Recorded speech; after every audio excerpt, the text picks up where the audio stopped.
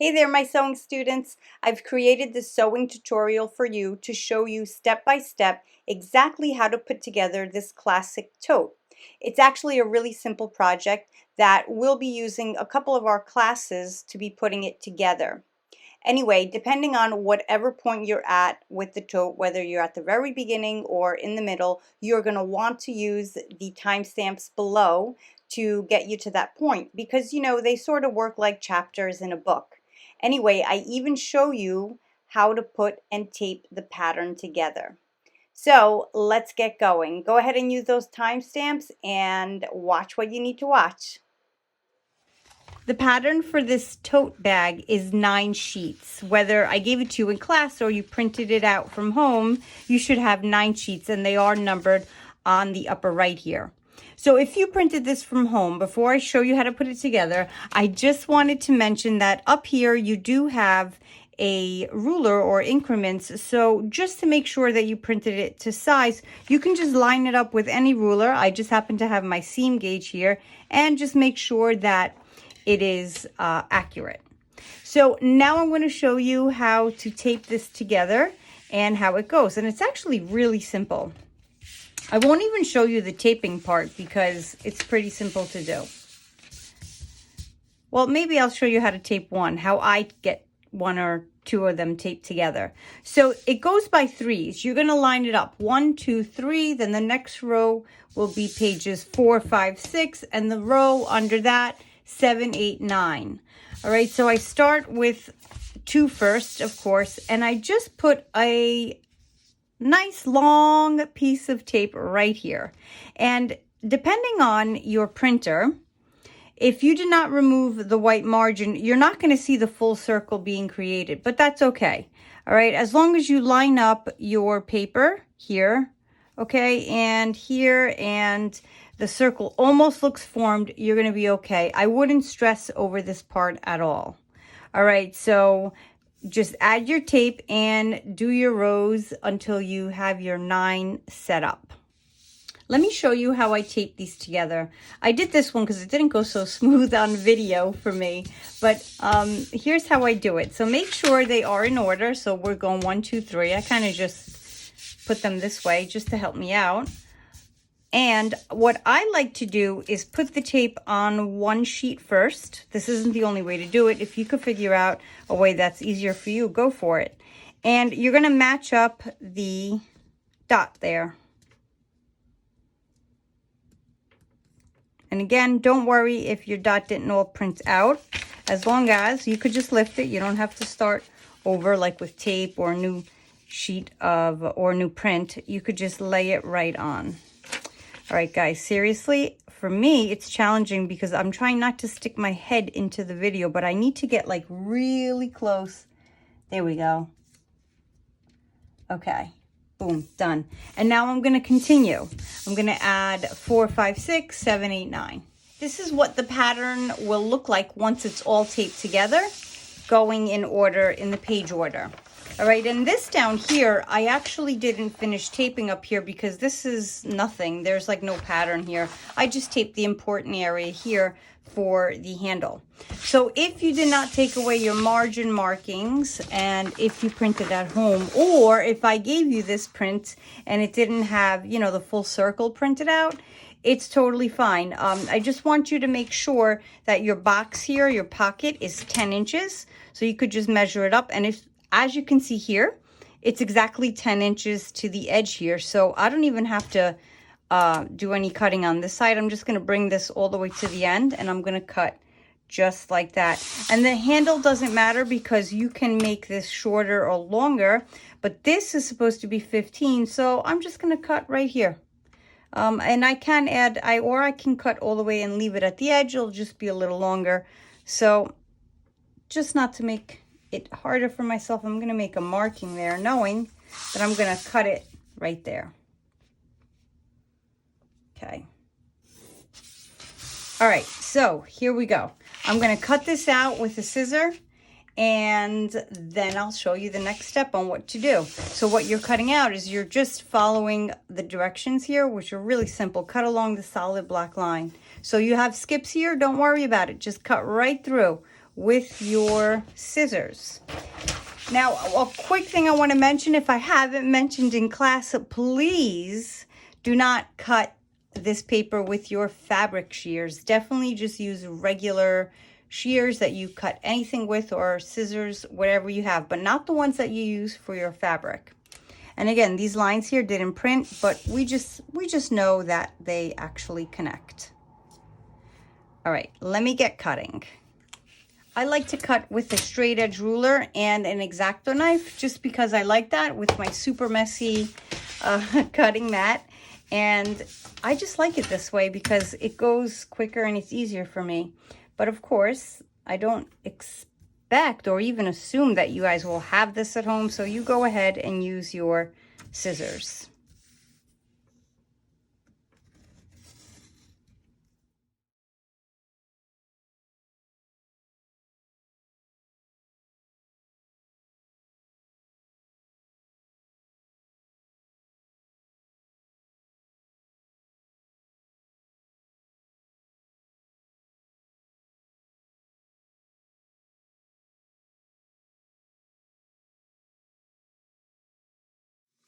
So now that I have my pattern pieces cut out, I have 3 pieces here. Number 1, the bag body, which measures 22 inches across by 18 inches high.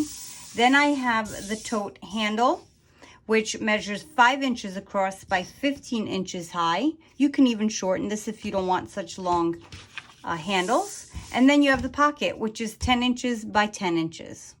Okay, so now the next step is to pin this down on fabric and start cutting it out. So I have gone ahead and ironed my fabric. I took out any of the creases and folds that I had in it. And this is the fabric that I'm using for my tote. And as you can see here, I folded the fabric with the selvage edges up on top, and the fabric is right sides together. So you always work on the wrong side when cutting, pinning, and all that. So I have my selvage edges up there, and I know that my grain line runs this way. So what I'm going to do is lay out my patterns, and let me explain what the fold line means. So for the patterns, I'm going to lay out first the bag body. And when your pattern or any pattern says fold line, it means you are going to place the edge that it's pointing to. So for this pattern, this edge here, up against the fold line of the fabric. That's all it means. So you see how your fabric is folded here? There's a line that's sort of created, and you put it right up there against the fold line. And the same thing for the handle. And for the handle, we have to cut 2. So I'm going to make sure, and you will as well, that you'll have enough room for 1, and then I use my finger as a marker, 2 right there, right? So again, I'm placing the fold line against the fold line of the fabric. And then for the pocket, there is no fold line. I can place it anywhere, and it's cut 2, which I actually am cutting 2 because my fabric is folded. All right, so once you have it laid out like this, make sure you take your time with it and it is on correctly, and you are not missing anything, and you have it up against to where you want it. So I know 1 goes here, and I'm just going to double check with that it fits, and here. And before I even pin this, I check just to make sure there is more fabric there, because sometimes it might not be cut right, and you're thinking you're cutting and you have 2 perfect squares, and then you go look and there's a piece missing in fabric. So everything here looks good. Now, how you pin this and how you cut it out, there really is no wrong or right way. So I'm going to show you a few ways. First, the pinning, the most common method, as I grab my pins here. So when you pin, you're going to start with the corners, and you're going to pin at angles here. So sort of like a 45-degree angle, or I should just say pin the corner, right? So you pin all your corners. Actually, my pattern just moved. So let me adjust it again. I'm going to pin it. So guys, when you're pinning, you go under through both layers of the fabric and paper and come out again. And I'm going to do the same thing here. On this corner, through the fabric and out. Then on this corner, this is a different pin without a ball head, but it's fine. And here. So I'm going to fix my pattern because you see how it moved here just a tiny bit. I'm going to be really exact about it. And then you can go ahead and add more pins. Like I would add, you know, a pin about every 3 inches, or you can measure your hand and or use your hand as a measurement. And I would pin another one here, and so on, just so that my pattern doesn't move. Now I am going to go ahead and do that, but I wanted to show you another way instead. All right, another way is to use pattern weights, and there's so many different kinds of pattern weights. I have, and this just came from my local hardware store, these washers. So instead of pins, a lot of people do this. They place these washers, or they actually buy pattern weights, and there's some really cute ones out there. And they place the pattern weights down, and then with their shears, they just cut right along the pattern. So right up against the pattern, they do all their cutting. Okay, so you could do it that way too. You can just use weights. I hear people use cans, like, you know, cans, I don't know, with corn. They just use anything heavy to hold it down. So it's a preference. You can figure out which way you want to use, but the number one thing is that your pattern does not move as you cut it.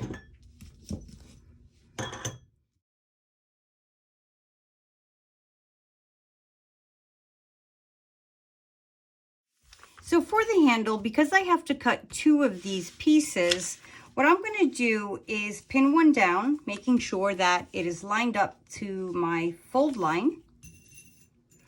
I'm going to pin the same exact way. First, I'm going to diagonal pin on the corners.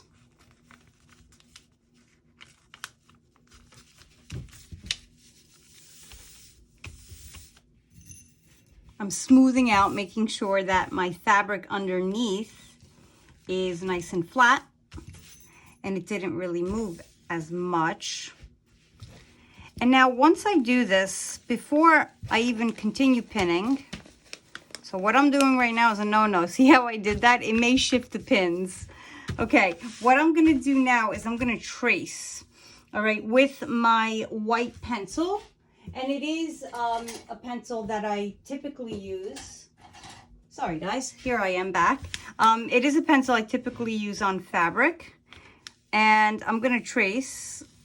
Never use pen, never use marker, so that I could see the line. Let me just make sure I can see. If you want to do this method as well, you can. Just make sure you use your marking pen or your chalk pen or whatever it is that you purchased for the class. Okay, and the reason why I'm doing this is I'm going to shift over the pattern after I'm done tracing here, and I'm going to bring it over here so that I just don't mess up and I don't cut into the fabric too much, and then I have no more fabric left to make my second handle.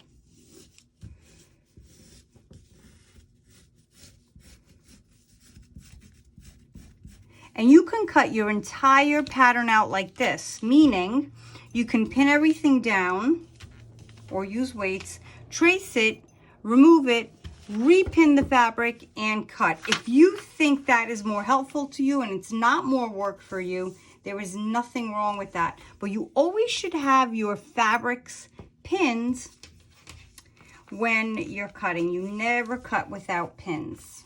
Just like you never sew without pins, because fabrics move. And when that happens, well, it's not going to come out great. Your project, garment, or whatever it is that you're making. And this one I'm not going to trace, just so that I have one here and then another one here.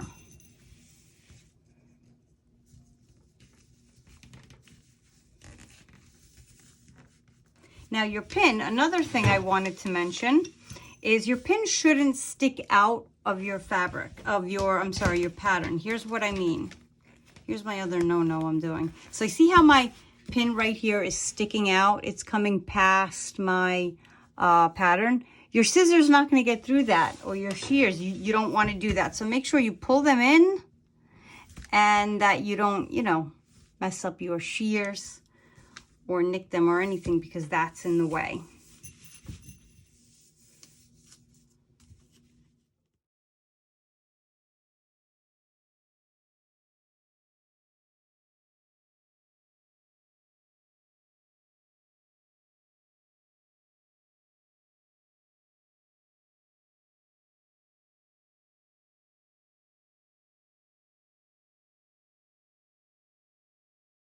All right, I am all pinned down and ready to go. So what I'm going to do now is cut this out. So I'm going to, with my scissors, cut right along the paper pattern without cutting the paper pattern. And I'm going to close my scissors all the way down. You don't want to do little cuts like this. You want to close the scissor all the way down, or the shears actually.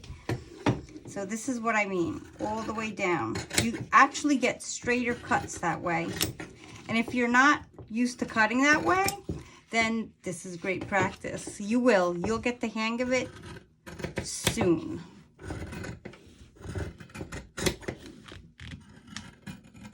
So I think because I'm left-handed, I always have to shift myself around before I finish one entire side.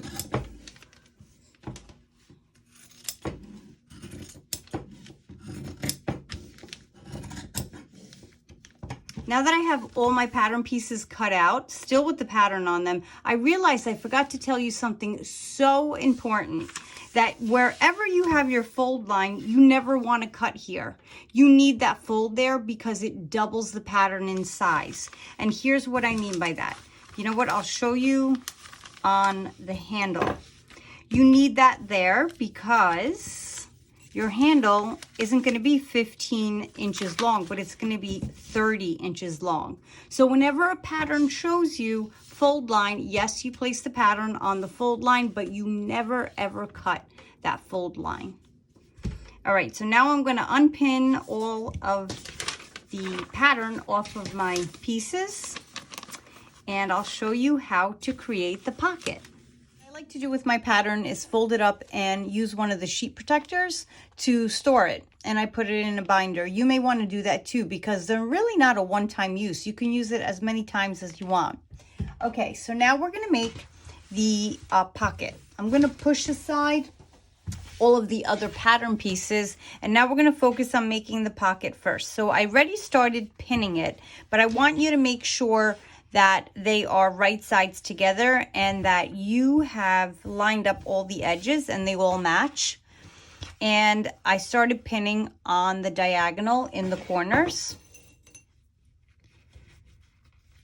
And once you pin the corners, I suggest you add one more pin on each side. You can add more than one if you'd like, but this is more than enough.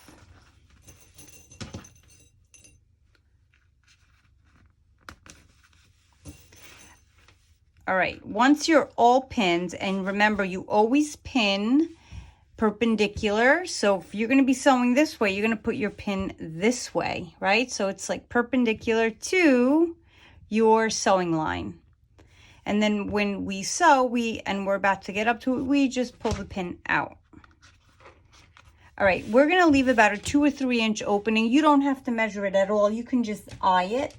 So do not leave the opening near a corner, just on any one of the 4 sides. So I'm going to mark it with my white pencil right here.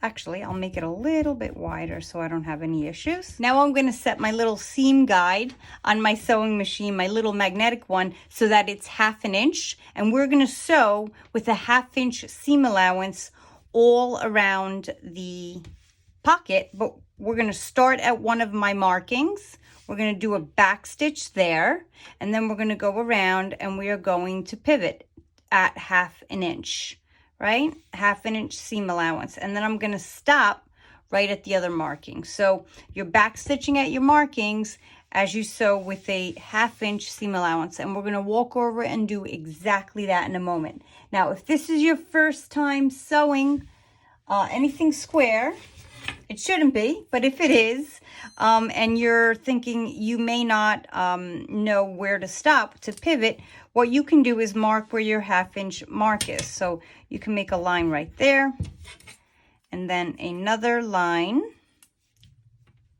There's your first line, and then your other line right here, right? So you know that your 1/2 inch is right there.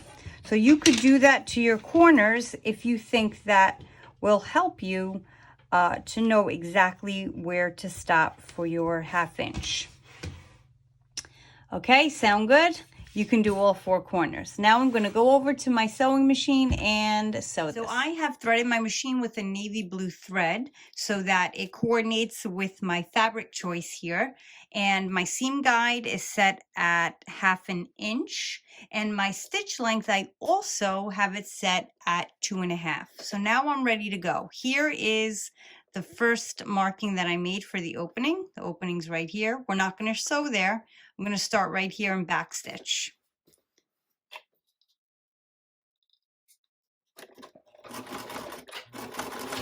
I'm going to go down. I'll remove the pin as I sew because sometimes that pin can break and you don't want it to pop into your eye. And I'm going to continue.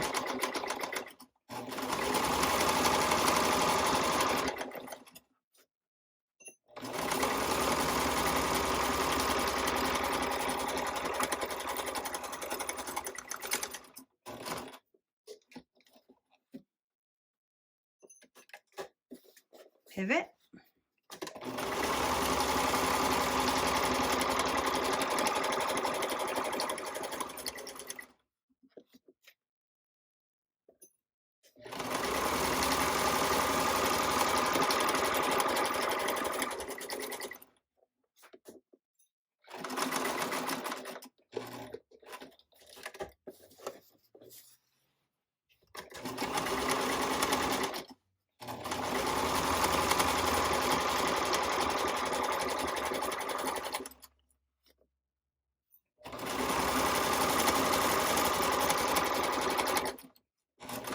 I'm going to remove this one early because I feel like the ball head is going to get in the way.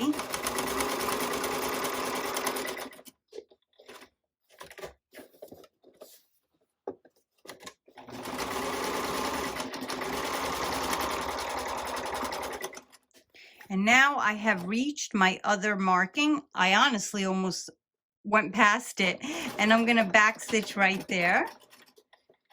And I'm going to remove it, and I'm going to show you how to trim it and turn it right side out as my presser foot falls off. So I've trimmed my threads at the openings that were hanging out here.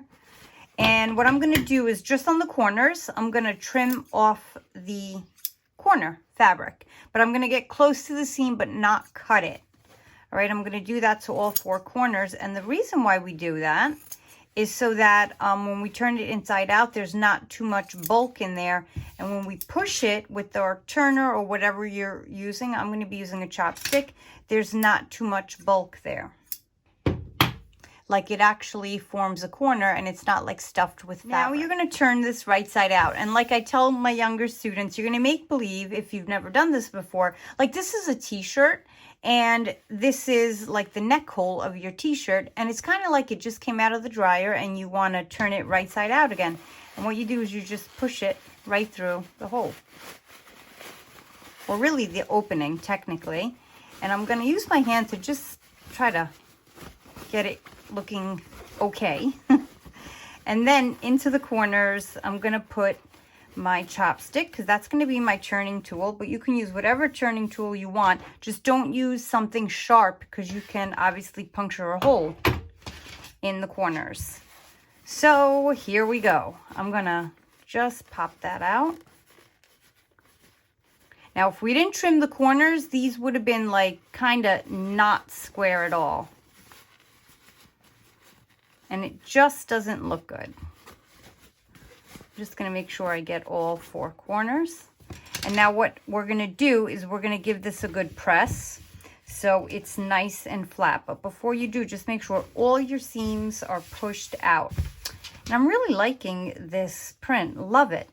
Okay, so where your opening is, that's actually going to be the bottom of your pocket.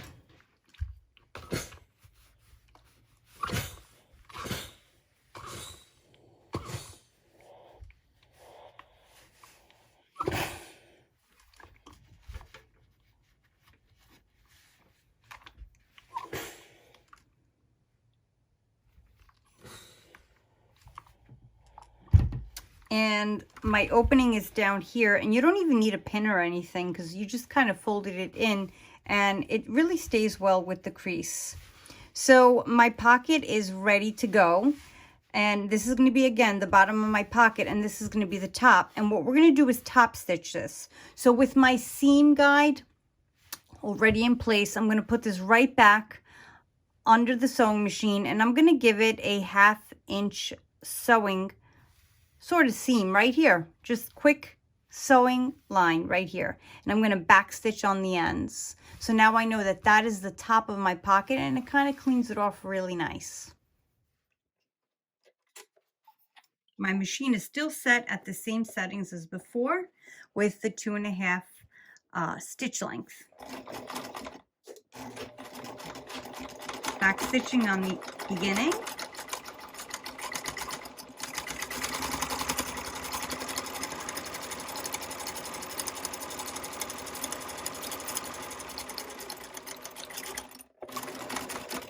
And back stitching on the end.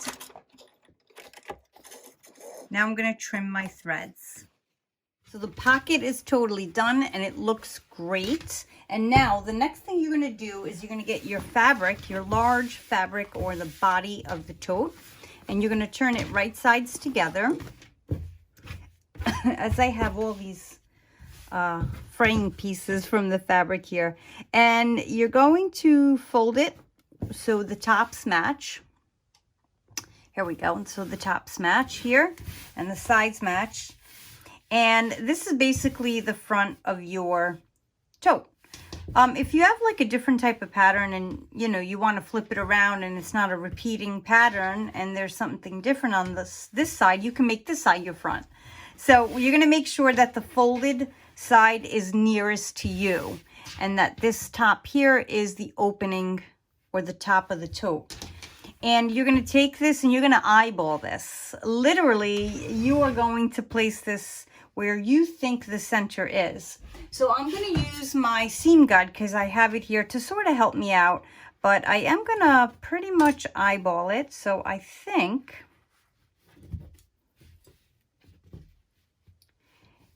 this is my center. Let me just do that one more time. Yes, here we go. All right, I am going to place mine right here. That is my center. You can take a ruler and really get specific with it, but this is pretty good as is. And I'm going to pin it. Now, if you can just slip your hand under, you don't have to unfold the whole thing, but you're going to want to make sure that you only pin on this one right here. I don't want to totally unfold it because it could move the positioning of my pocket. So I'm sticking my hand under.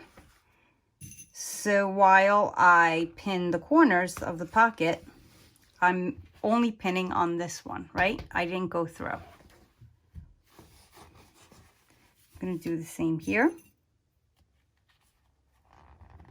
And to the other two corners.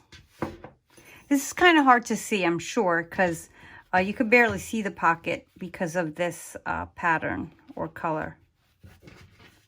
Or maybe it just looks like that to me when I look in the view here. But I can't seem to see it that well. Okay, here we go. Now, did this shift? You could just, yeah, no, I think I'm good. And I'm going to go here too.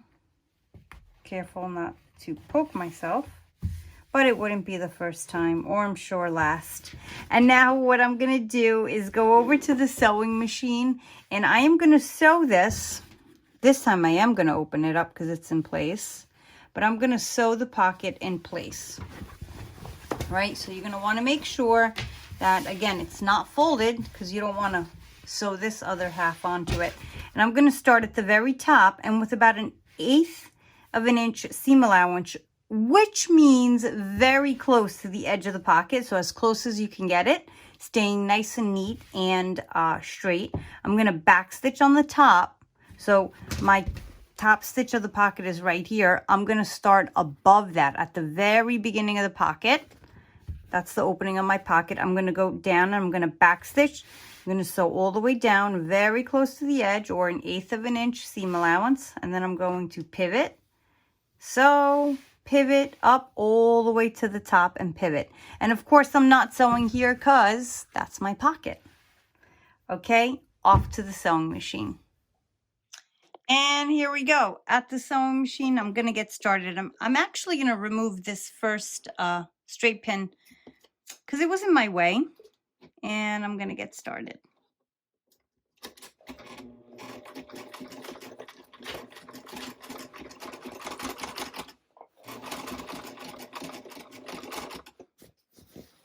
So I'm taking my time here.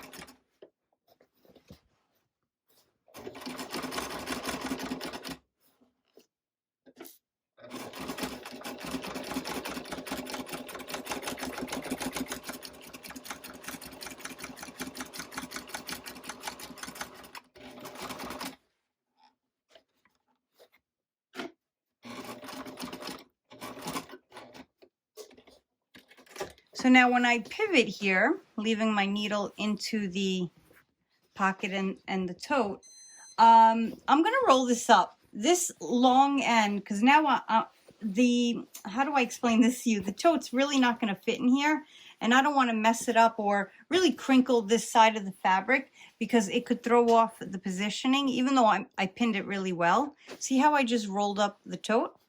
And I'm going to continue. And now as I'm sewing the bottom of the pocket, this part here is open. Remember, this is where we turn the pocket right side out. And now I am actually closing it up.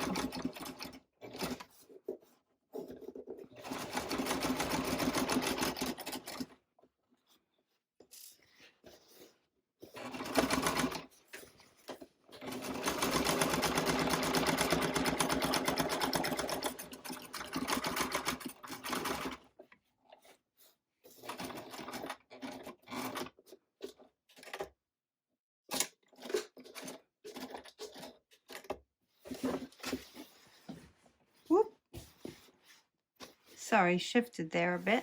You know what? I didn't get quite close enough. So this is why it's a great idea to always have, or when you pivot, you always keep your needle in.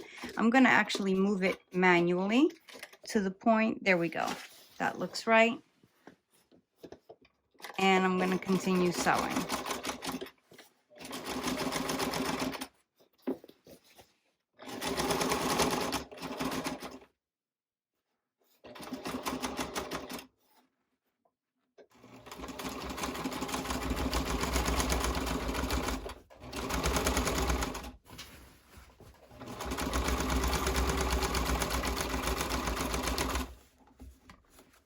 And now that I'm getting to the ends, I am going to backstitch.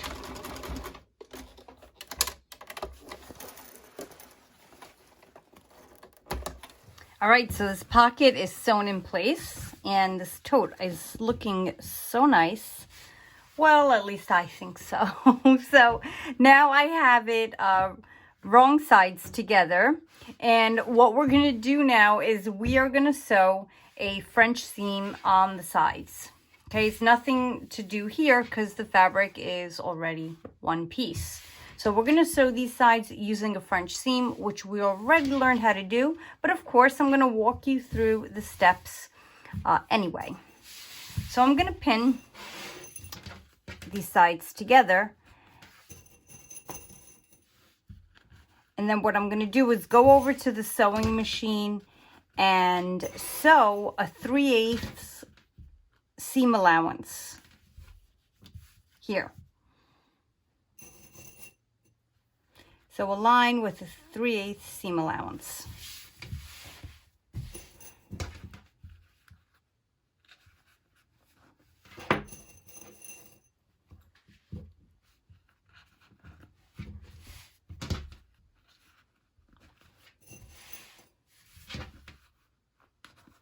And because this is going to be an encased seam, you really don't need to backstitch, but just to be secure, I am anyway. So I am going to sew, again, I repeat for the third time, a 3/8 seam allowance. I'm going to start up here, give it a little backstitch all the way down, backstitch. I'm going to repeat the same on this side. So my machine measures 3/8 seam allowance at the edge of the presser foot. So from where the needle is to the edge of my presser foot is 3/8 seam allowance. So what I'm going to do because of that is use this edge here instead of my seam guide for as my guide. And I'll show you exactly what I mean. So I'm going to go right down here and I'm going to do a back stitch, and you see how I'm lining up the edge of the fabric with the edge of my foot so it really doesn't stick out, and I know that I have 3/8 seam allowance.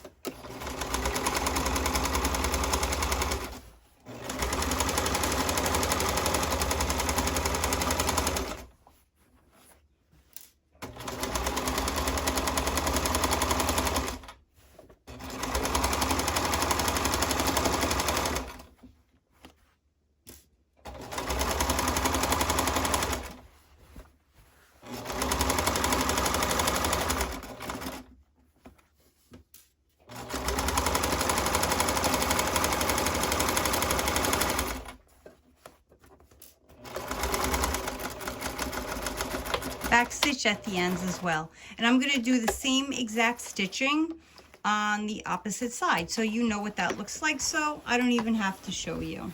So the same exact stitching on this side. With the sides sewn, what I'm going to do now is trim very close to the seam I just sewed on. You can trim up to leaving an 1/8 or a 1/4 of an inch seam allowance left. Basically, you have to like trim off most of the seam allowance. I don't like to get too close, so what I'm going to do is trim where I leave about a 1/4 of an inch left. I'm basically kind of like taking off half of it.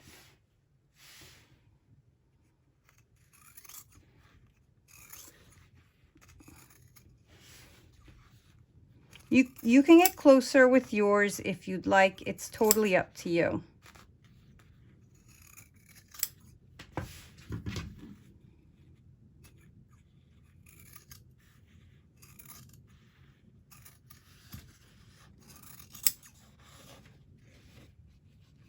I'm holding it up because I'm having a hard time seeing, because it's like the dark colors. I'm having a hard time seeing that seam line. So that's why I'm really holding it up to myself, but you really don't have to hold it the way I am.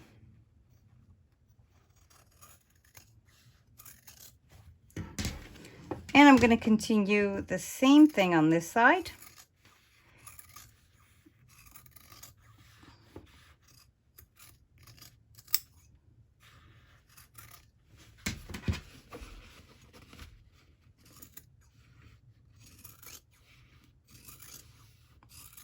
And now what I'm going to do, once that's all trimmed off, is I am going to press it. So when you're pressing, you could use your ironing board, and I don't have an ironing board here. This is a flat table, but if this were an ironing board, you would slip it on the end and you would iron this way, like the thinner or the more narrow part of the ironing board, and you would iron it, the seam to one side, usually the back of the tote, and you know it's the back because the pocket's not there.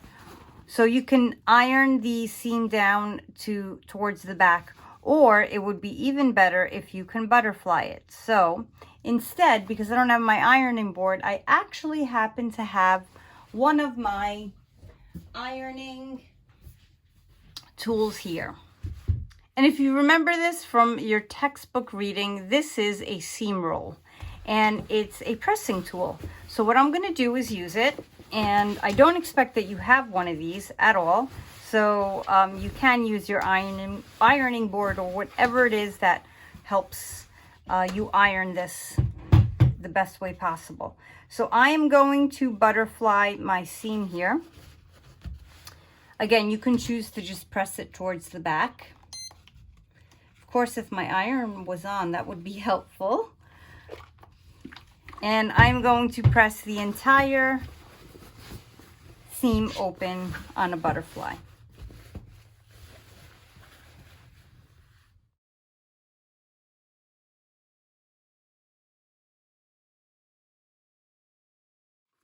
Now that both of my sides are pressed, I'm going to turn it inside out.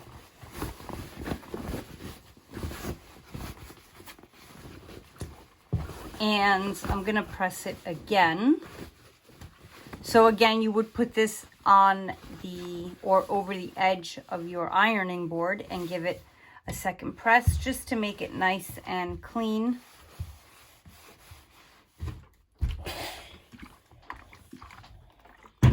Because when we press seams, we always sort of press them twice, right? On each side. But this time it's much quicker. And then I'm going to show you how to push out the edges. As I'm struggling here with this seam roll, I'm going to show you how to push out the edges of this bag. And how to pin them to get ready to sew the French seam.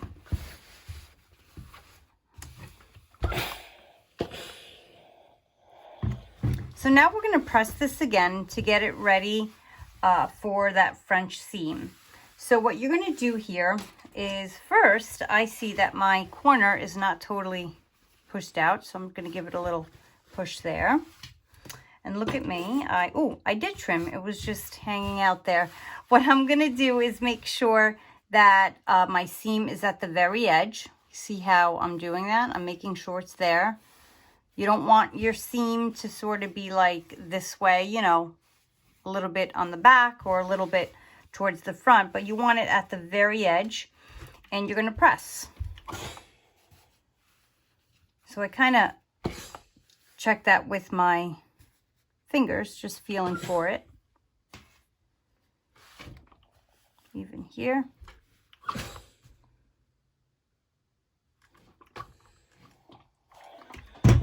And now that it's pressed, I'm going to pin it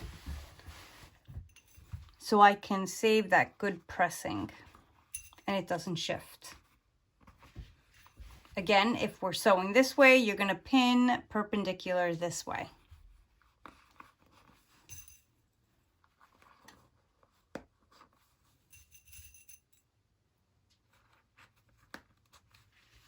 And now I'm going to do the same exact thing to this side. I'm going to zoom in there so you can see it a bit better. Again, I see my corner's not very square, so I'm going to poke that out. And I'm feeling for that seam to be at the very edge. And I press.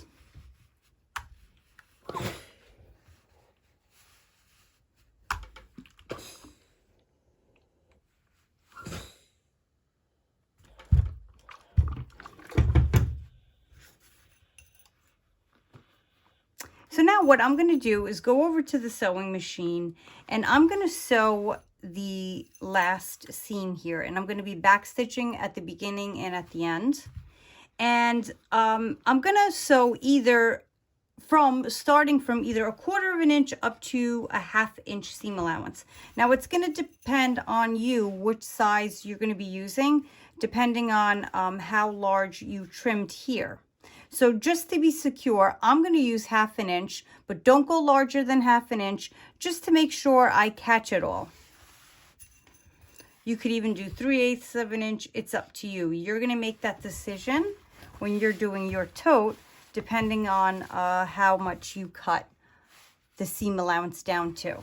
Okay, off to the sewing machine. Here at my sewing machine, I am measuring, and I realized I can even do 3/8 of a seam allowance if I choose, because it's enough to hide my seam on the inside and it's fraying. So I've changed my mind. I'm going to do a 3/8 seam allowance. And my 3/8, if you remember from my last sewing, is the edge of my presser foot. So I don't need to use my other seam guide.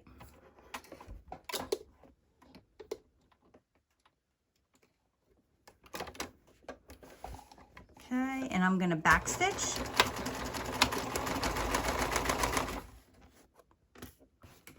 And continue.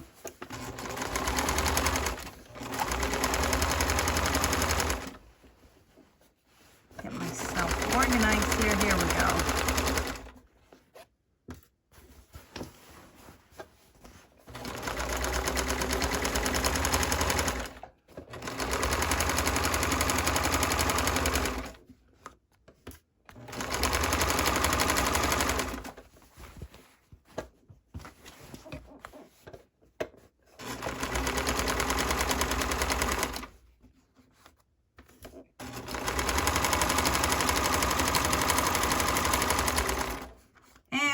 Backstitch on the end here.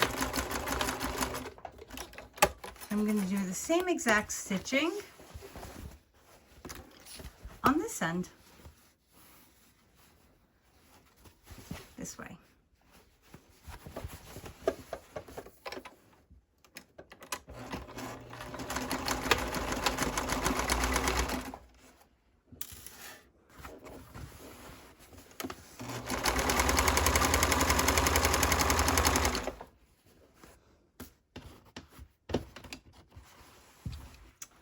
I am struggling here on the side a little bit, not really struggling, but I'm just trying to roll up this tote so that not only does it not move the camera, but it doesn't throw off my straight seam.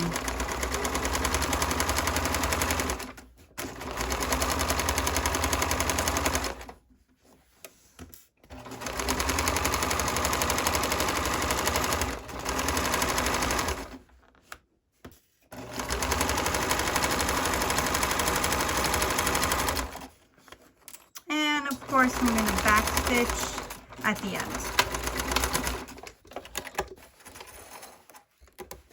The French seams are complete, and the whole goal of this is to hide that inside seam, or that seam allowance that we trimmed, right? And it was starting to fray. And when you look on the inside and it's nice and clean and you don't see any threads sticking out, you know you did a good French seam. So this is going to be the inside of the tote, and when you look inside, you're going to see a nice clean finish. There's going to be no fraying, no cut fabric, nothing. And that's why this French seam works really well for this tote. That's going to be probably under a lot of use and a lot of washes. So it's going to be very durable. Anyway, now that we have the tote inside out, what we're going to do is, this is the bottom of the tote, that's the top. We're going to add gussets to the bottom corners right here. And how we're going to do that is I am going to actually stick my hand on the inside and sort of flatten out the tote like this. If that makes any sense. And the bottom here sort of has a crease. So if it doesn't have a crease, what you can do is iron it or finger press it for yourself. Let me just touch it a little with my iron. Of course, without my ironing mat, I'm asking for trouble here. Okay, so I created a little crease there, so now I know like that's my center. And the whole point of doing that is so that when I turn it around, or when I go on the inside, this seam here is going to match that crease. So when I fold it down, we're going to do one at a time. When I fold it down, the seam, I want it to sort of touch the crease I just ironed, and then I know that this is as flat as it can be, or as straight and even, and I can feel it. If you want to go an extra step further because you're not sure, you can stick your a straight pin into this seam and see if it comes out on that crease, and if it does, you know you are on it. Mine doesn't. I have to shift it over a little. And the whole point is that when that happens, you're pretty much centered, and you're going to have a nice even bottom of your tote. Okay, I'm going to try that again. Yeah, I'm pretty good here. Okay, so once it's like that, I'm going to just pin it with my French seam going towards the back. I know it's the back because this side's missing the pocket. So I'm going to pin it that way just to keep it out of the way. And now, once it's like that, what I'm going to do is I'm going to use just my seam gauge. And I'm going to measure up 3 inches. So from this point, I'm going to measure up 3. And you can move your little guide there to bring it to the 3. And from the point up, I know is 3. And I'm going to make a mark there. Actually, my pin is right there. So much for eyeing. I didn't do that purposely. My pin's right there. So now the whole point of this is to try to make a straight line as best as you can.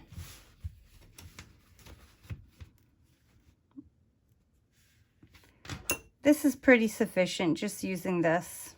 It's not that much of a long traveling space here with the sewing, so you're going to be all right.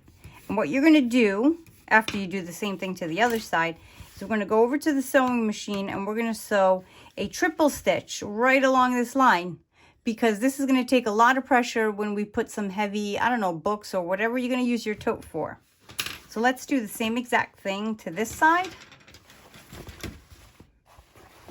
Again, I stick my hand in, my French seam folds over to the back, the side without the pocket. This is pretty much centered. I feel it, perfect. Right, I'm gonna pin it so that it stays in place. And I'm gonna measure 3 inches up.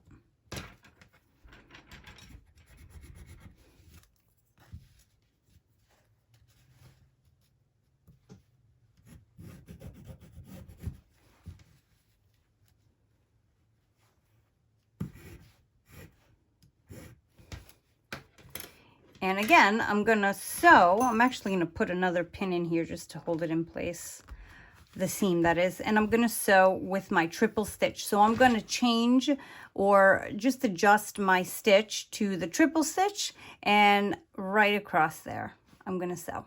My machine's stitch selector looks like this. It's on a dial, so I'm gonna turn it over to number 13, which is the triple stitch. And this part is even easier. I'm just gonna follow that sewing guideline that we just drew. And this stitch does go a little slower, as you know.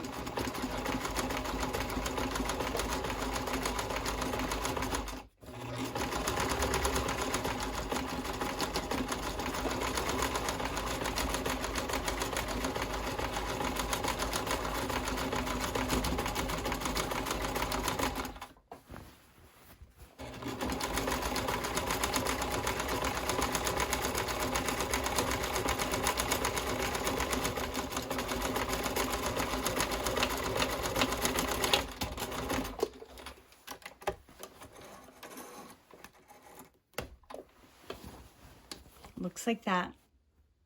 And I'm going to repeat the same exact thing to this side. Actually going to remove that pin because this is a small area and it's not a problem to hold it.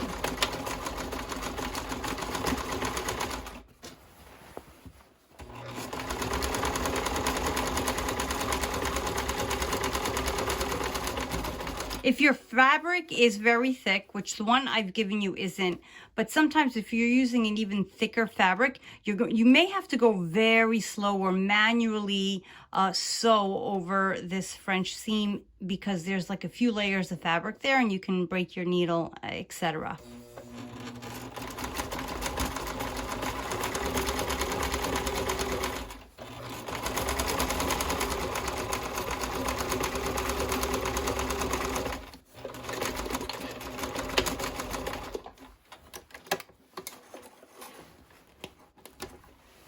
Now I'm going to trim my threads. With the gussets done, here is what it looks like. So when you turn it right side out, the bag has a really nice bottom to it, like a flat bottom. See that? It makes these boxed corners. And you can put things on the flat bottom. I mean, you can put it if it wasn't, things in here as well, if it wasn't flat, but it just kind of creates more space.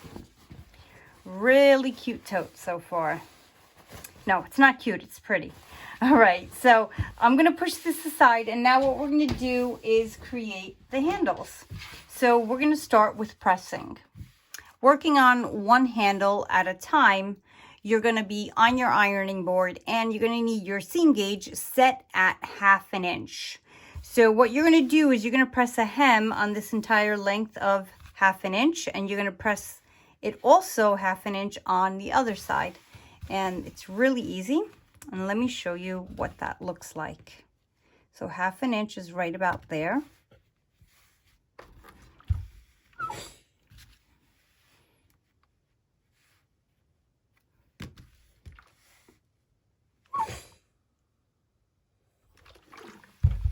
And you're going to continue this along until the entire 30 inches of your handle is pressed with a 1/2 inch seam allowance. Did I say seam allowance? I meant a 1/2 inch hem. My apologies. Also, you can make your handles even shorter than this. You can if you'd like. I kind of like mine long, but it's up to you. All right, so you're going to make the same exact hem size on this side.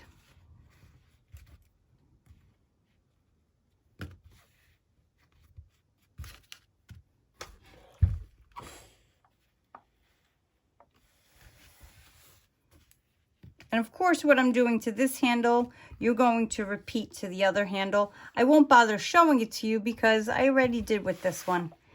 And this is fairly easy.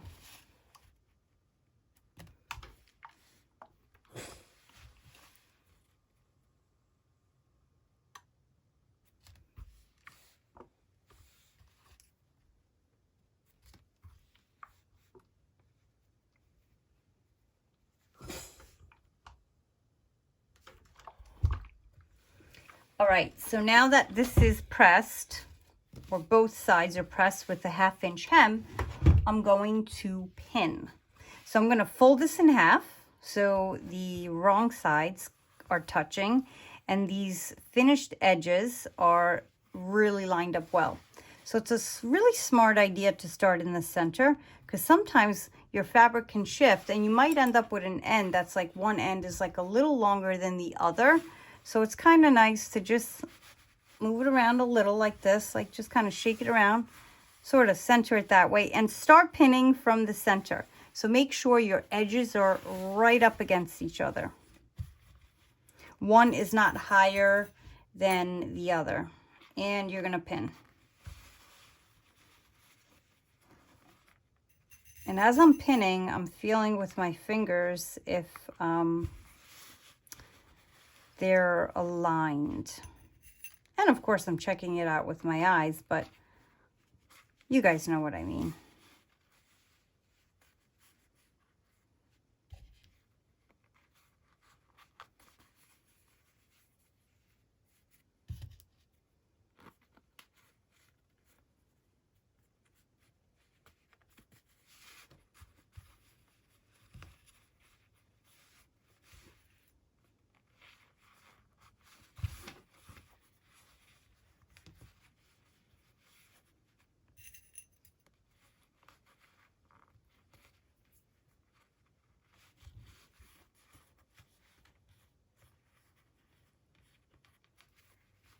Now you can go straight to the other handle and construct it this way, so that when you go to the sewing machine, you have both handles already made. It's totally up to you. Doesn't matter what order you do this in. All right, so a good rule of thumb is to give this another press as well. So these are plastic ball heads here, so I'm not gonna put the iron there, and I'm not gonna iron this side yet. I'm just going to give this a press. Again, just the edge with the hem, and that we matched up. We won't press this one yet. After we sew, we will press that one.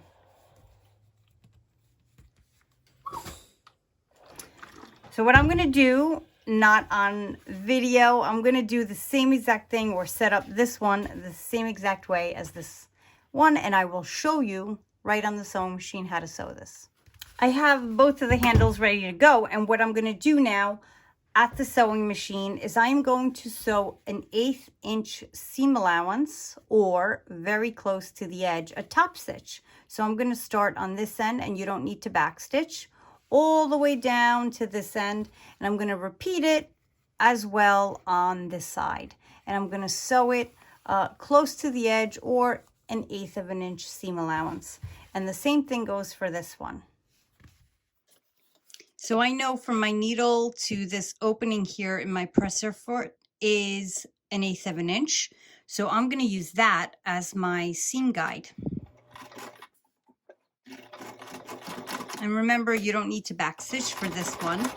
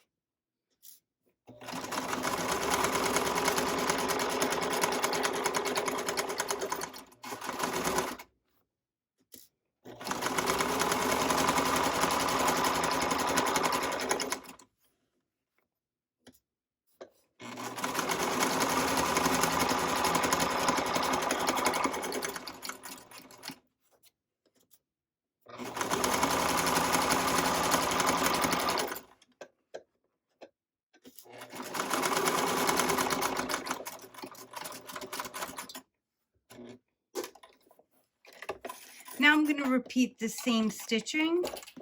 I just always do this with my machine. I'm gonna repeat the same exact stitching on this side here, the folded side.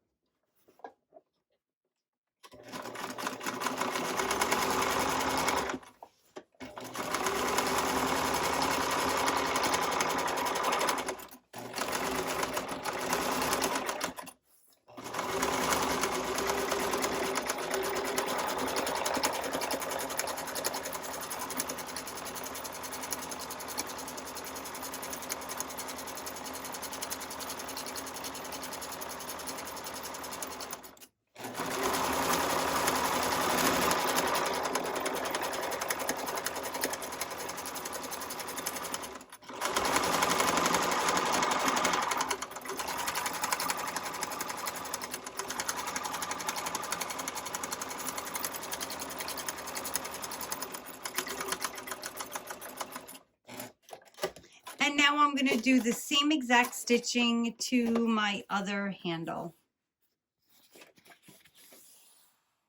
Here is what the two completed handles look like. And they're nice and flat. You can go ahead and give them a press if you choose. And now what you're going to do next is, with your tote turned inside out, is we're going to first press a hem on the top, and then we're going to attach the handles to it. So again, you will take this tote and place it over the edge of your ironing board, and you're going to first fold a 1/2 inch hem, and then after we're going to fold a full inch hem, and we're going to press as we go and eventually pin. I'm on my flat table here, so I'm going to use my tailor's hem again that I happen to have, and I don't expect that you have, so you can use obviously your ironing board. So again, set at 1/2 inch. I'm going to measure as I press.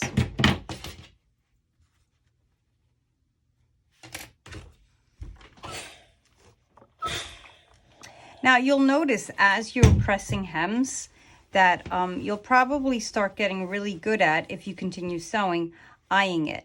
So you'll see that a lot of times I just keep pressing without really measuring, and then I'll measure, like, you know, a little bit after, just to make sure my hem isn't getting bigger.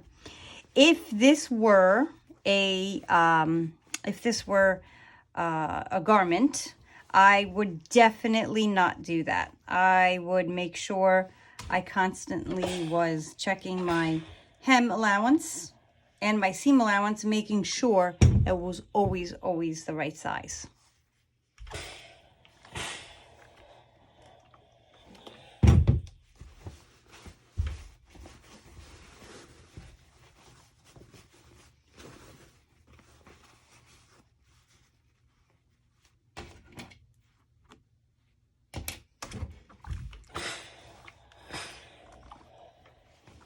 My 1/2 inch hem has been ironed, so now what I'm going to do is set my seam gauge to 1 inch, and I'm going to repeat the same exact pressing and hemming all the way around.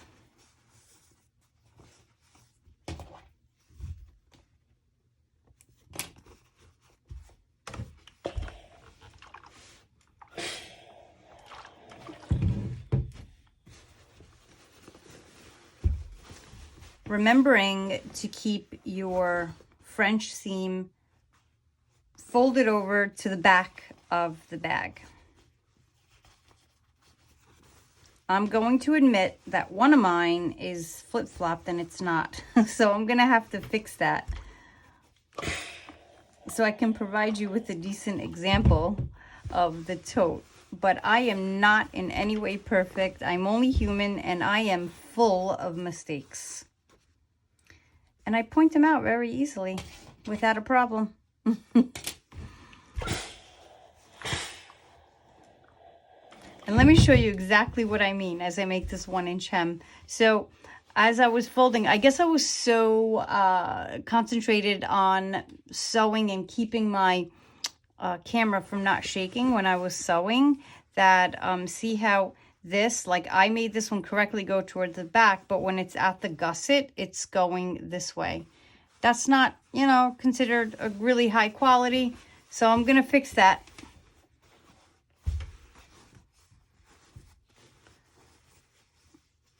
And hopefully by showing you that, when you're working on your tote, you're really more mindful than myself to not make that happen on your tote.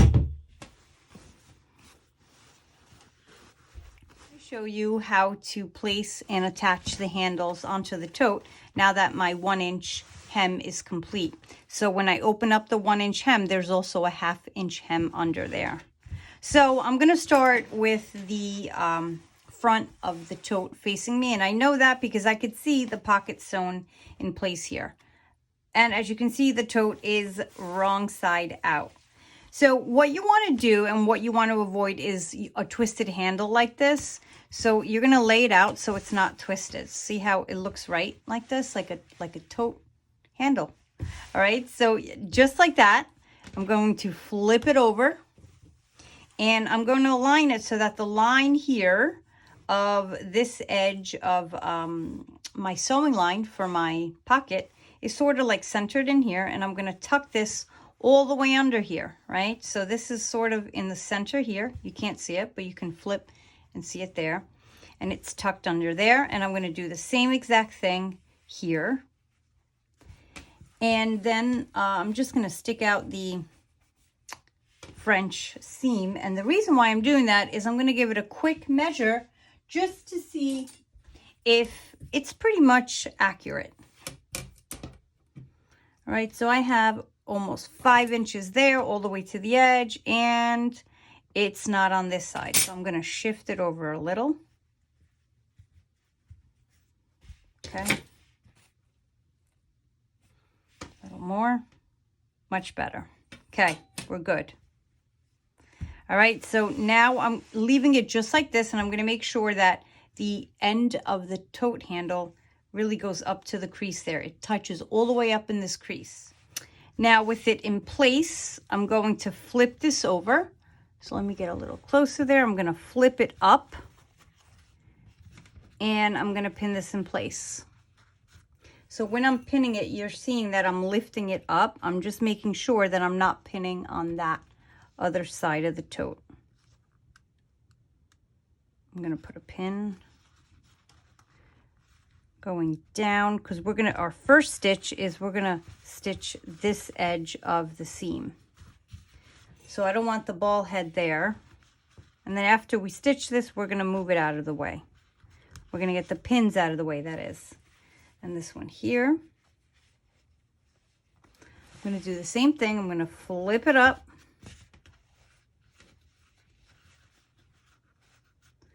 And I'm going to put 2 pins to hold it securely in place. And now that these are placed, the other side is much easier to do.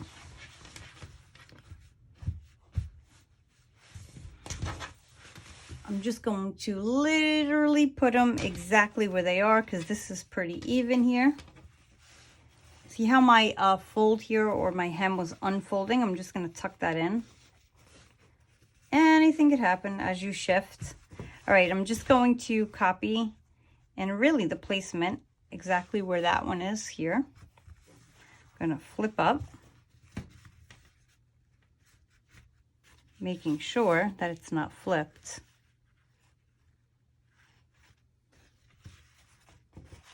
Let me make sure again. Here we go. Here we go. Good.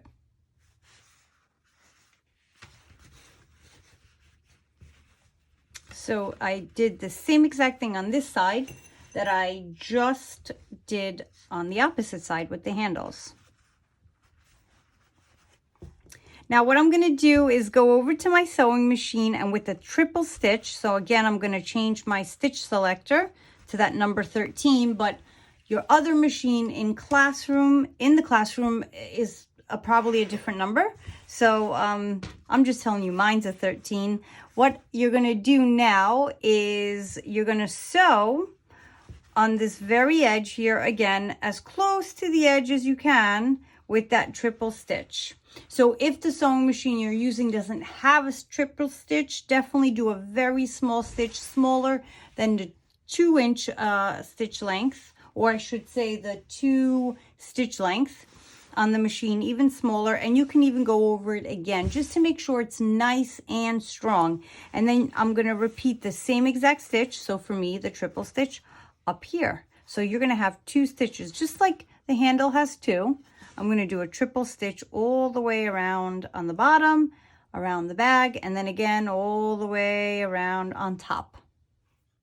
My machine has a free arm, meaning that this bottom piece here is removable and I can work around here. This shouldn't be exposed. This little door that was covering that is now missing. Not really missing, it broke off. So don't mind that. And now what I'm going to do is put this under the presser foot, and I'm going to turn it to my triple stitch, and I'm almost done. Well, not sewing, but with the tote, I meant. And I'm going to take my time as I sew around. And you'll notice that when I get over the handles, I'm going to slow it down and see if I need to enlarge the stitch, if my needle can handle it. And or I may have to use the wheel, the manual wheel.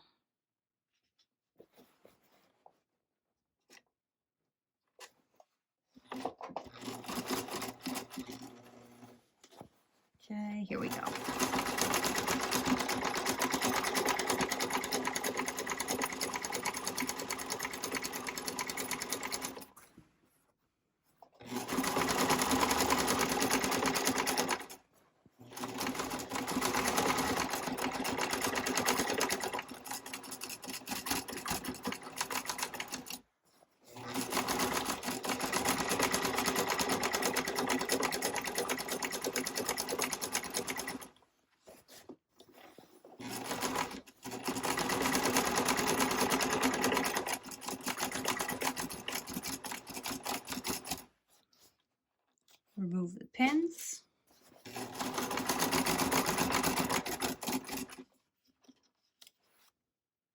So my machine is heavy duty. It is not having an issue. I also put a heavy duty needle here. I don't think we have this in the classroom, but we shouldn't have an issue. This is why my machine is taking it like a champ here.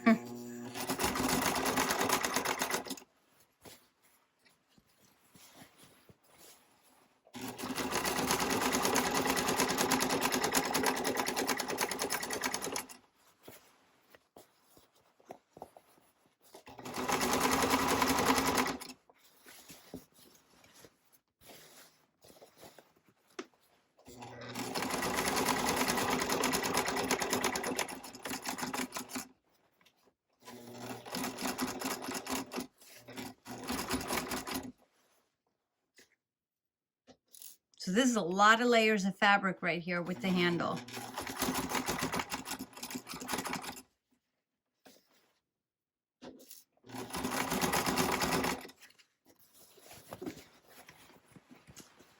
I'm just taking it easy because I am trying to shift this tote around and not shake the camera and make sure that my hem stays folded. As you can see here, it's coming unfolded. It should have been pinned, but I didn't.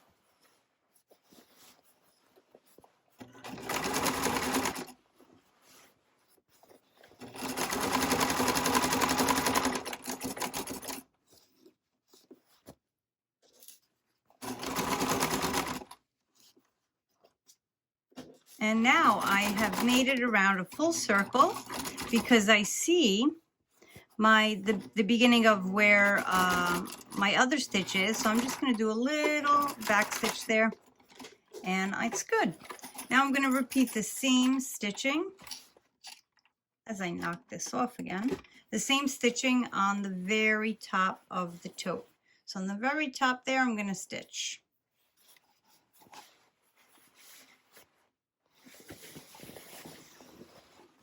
And as I'm stitching, I'm going to keep the handle up there as well, so the handle does attach.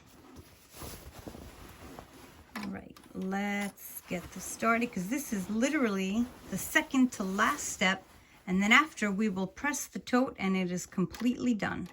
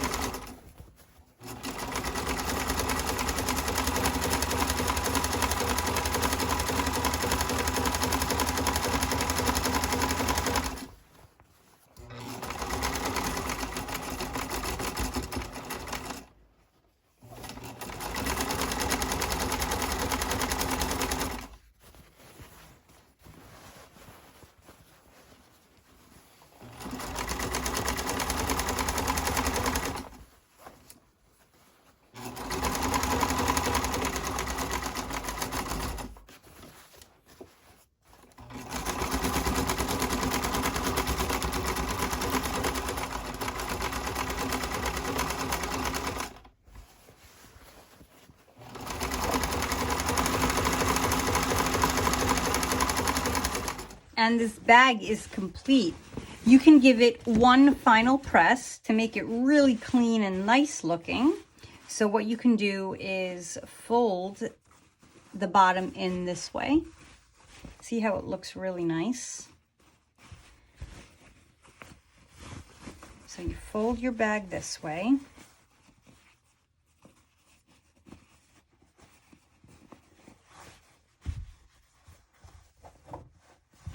All right, so we're gonna press it just like this. Looks store-bought, right? Yours will too.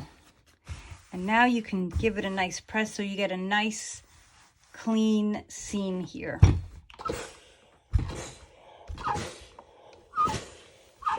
And that's it. Your tote is complete.